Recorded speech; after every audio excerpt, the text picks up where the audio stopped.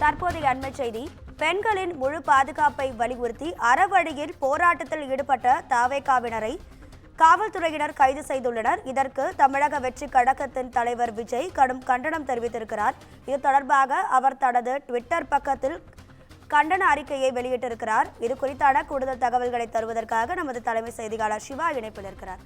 சிவா வணக்கம். விஜயோட அந்த கண்டன அறிக்கையில் அவர் என்னெல்லாம் சொல்லியிருக்காரு, உங்க விரிவான தகவல்களை சொல்லுங்க.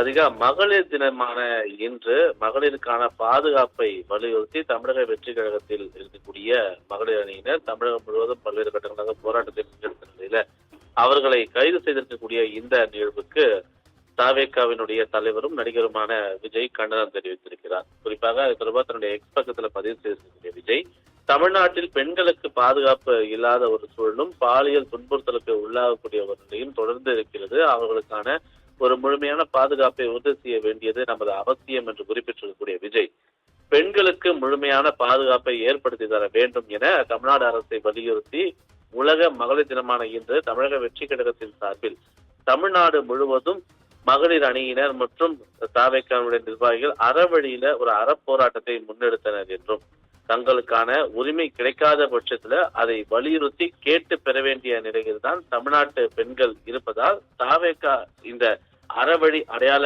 போராட்டத்தை முன்னெடுத்தது என்று குறிப்பிட்டிருக்கக்கூடிய விஜய், தமிழக மக்களினுடைய தேவைகளுக்காக கூட அவர்கள் போராட்டத்தை நடத்தக்கூடாது என்ற ஒரு அராஜக போக்கோடு தமிழக அரசு தாவேகாவினுடைய மகளிர் அணி மற்றும் தாவேகா நிர்வாகிகளை கைது செய்திருப்பது கடுமையாக கண்டிக்கத்தக்கது என்று விஜய் குறிப்பிட்டிருக்கிறார்.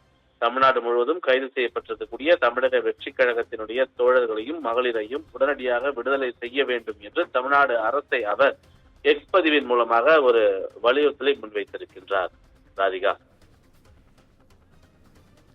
உங்க தகவல்களுக்கு நன்றி சிவா.